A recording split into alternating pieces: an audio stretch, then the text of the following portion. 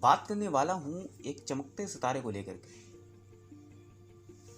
जो खुद तो चला गया लेकिन लोगों के दिलों में वो हमेशा ज़िंदा रहेगा। ठीक है, ये राजस्थान के रहने वाले थे और शुरू में ही इनका ये एक्टिंग का बहुत शौक था। एक्टिंग के लिए बहुत परेशान रहते थे और बहुत मेहनत भी करते थे उस पर। कोई भी फील्ड हो उसमें ये अपना बेस्ट देने की कोशिश करते थे। अच्छा, हुआ क्या था कि ये थोड़ा सा ये अच्छी फैमिली से नहीं थे, मतलब थोड़ा गरीब फैमिली से थे। इनके फादर का टायर का बिजनेस था और उसके बाद ये था कि ये नसरुद्दीन शाह को लेकर के बहुत इंस्पायर हुआ करते थे। उनकी एक्टिंग की कोशिश बहुत करते थे और हर तरीके से सोचते थे कि जैसा उनका रिएक्शन है वैसे ही मैं कुछ ना कुछ एक्टिंग करता रहूँ। इसको देखते हुए क्या हुआ कि अब ये जो अपनी परेशानी थी इनकी, जो एक्टर बनने का सपना था, वो लेकर के घूमते रहे। तो उसके बाद क्या हुआ कि इनके थोड़ा सा दूरी पे क्या हुआ, कुछ दिन के बाद इनकी मुलाकात जो हुई वो एक लोकल आर्टिस्ट से हुई जो खुर्रम साहब थे। उनसे जब ये मिले तो उनसे मिलने के बाद उन्होंने बताया कि इसका रास्ता क्या है, कि अगर ये जो तुम्हारा टैलेंट है, इस टैलेंट को अगर तुम्हें दिखाना, सबसे पहले तुम्हें जाना पड़ेगा कहाँ पे, नेशनल स्कूल ऑफ ड्रामा। अच्छा, वहाँ पे सबसे बड़ी बात ये थी कि वहाँ पे भी एडमिशन देना बहुत मुश्किल था, एडमिशन की बहुत दिक्कतें थी। तब अब क्या हुआ कि इनका भी कैसे भी करके कोशिश वगैरह करके खुर्रम साहब ने इनको उस स्कूल में इनका एडमिशन करवा दिया। अब जब इनका एडमिशन वहाँ पे हो गया तो वहाँ पे भी ऐसा नहीं कि चैलेंजेस बहुत थे, वहाँ पे भी एग्ज़ाम क्लियर करना था। एग्ज़ाम क्लियर करने के बाद ही कहीं कुछ हो पाता। तो अब क्या हुआ कि जब ये वहाँ पे अपनी जो पढ़ाई है वो शुरू करने लगे, तो उसके साथ साथ क्या हुआ कि इनके साथ साथ और बड़े बड़े एक्टर्स थे, जैसे कि आपने मनोज वाजपेयी के नाम सुना था, तो वो भी इनके साथ थे।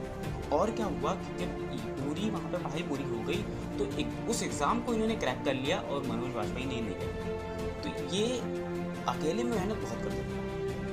अब इसके बाद क्या हुआ कि जब ये वहाँ से एग्ज़ाम दे करके निकले, पास होकर के निकले, तो वहाँ पे इनको स्कॉलरशिप मिल गई। स्कॉलरशिप मिलने के बाद क्या हुआ कि ये एक फिल्म इंडस्ट्री में, अच्छा वहाँ पे भी इनको अभी बड़ा रोल नहीं मिला, ये मिल रहे थे बस वही ड्रामास वगैरह मिल रहे थे।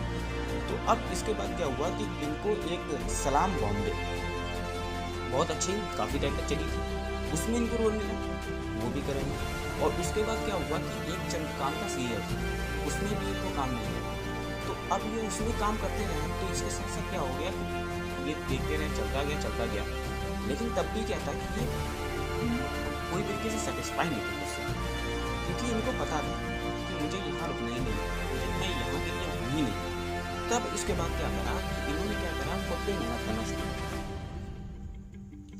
और काफ़ी टाइम तक मेहनत करते रहे। फिर इसके बाद इन्होंने क्या करा कि एक वेब सीरीज़ में इनको काम मिला जिसका नाम था बेस्ट सेलर।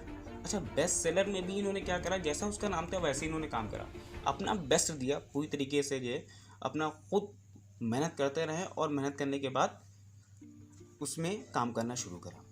काम करते रहे, काम करने के बाद क्या हुआ, इसके बाद ये काफ़ी लोगों से मिले और मिलने के बाद क्या हुआ कि उसी मुलाकात में ही इनकी मुलाकात जो हुई थी वो हुई थी सतिगवान चौगलिया के, उनसे मिले ये। तो अब क्या हुआ कि बंदा इतना प्रैक्टिस कर चुका था, जब सतिगवान जी ने देखा इनको तो देखने के बाद बड़ा इंस्पायर हो गए इनसे। और उसके बाद क्या हुआ कि उनकी एक मूवी आनी थी, उस मूवी में इनको काम दे दिया जिसका नाम था हासिल। अब हासिल में जब इनको रोल मिला, इन्होंने क्या करा, उसमें भी उठा करके अपना बेस्ट दे दिया। तो उसके बाद क्या हुआ कि वो मूवी क्या हो गई, सुपर हिट हो गई और वहीं से ये बन गए क्या, सुपरस्टार। अब उसके बाद क्या हुआ कि इनको बहुत सारी मूवीज़ मिलना शुरू हो गई। बॉलीवुड में तो काम करा ही करा, फिर उसके बाद क्या हुआ कि इन्होंने हॉलीवुड में काम करना शुरू किया, जैसे कि आपका जुरासिक पार्क हो गया, जुरासिक वर्ल्ड हो गया और बहुत सारी बड़ी बड़ी मूवीज़ में इनको काम मिलना शुरू हो गया। अब उसके बाद क्या हुआ कि इनसे एक बार एक इंटरव्यू में पूछा गया कि भाई क्या राज क्या होता है एक्टर बनने का। तो इन्होंने बताया कि जब एक्टर बनने का इंसान के पास सपना होता है, टीन एज में बताया, तो उसमें इन्होंने बताया कि वहाँ पे इंसान ये सोचता है कि हाँ बहुत बड़ा नाम हो, बहुत बड़ा फेम हो और क्या हो, पैसा कौड़ी हो, सब कुछ है और लोग ऑटोग्राफ के लिए। लेकिन इन्होंने इसके साथ साथ ये भी कहा कि और पीछे की जिम्मेदारियाँ बहुत आती आती हैं, क्योंकि आप जिस जगह पे पहुँचते हो उस जगह को मेंटेन रखना ये बहुत बड़ी बात होती है। ठीक है, फिर एक बार इनकी वाइफ से एक इंटरव्यू में पूछा गया कि भाई एक थोड़ा सा बताइए इनके बारे में। तो इन्होंने कहा कि ये रात को 3-3 बजे तक अपना होमवर्क करते हैं। किस लिए? क्योंकि अपना बेस्ट देने के। सेम वैसे ही है जैसे कि एक डायमंड की तरह। एक डायमंड को उतना ही ज़्यादा चमकता है वो जितना कि उसमें ज़्यादा रगड़ा जाए, जितना उसको जितना पॉलिश करा जाए। तो वैसे ही है कि आप अच्छी जगह पहुँच जाते हो लेकिन उस पोजीशन को मेंटेन रखना ये बहुत बड़ी बात होती है। तो अगर आपको ये वीडियो अच्छा लगा तो इस वीडियो को लाइक जरूर करें और लोगों को शेयर करें। और अगर आप मेरे चैनल पर नए हो तो प्लीज़ सब्सक्राइब करें। So friends, thank you and all the very best.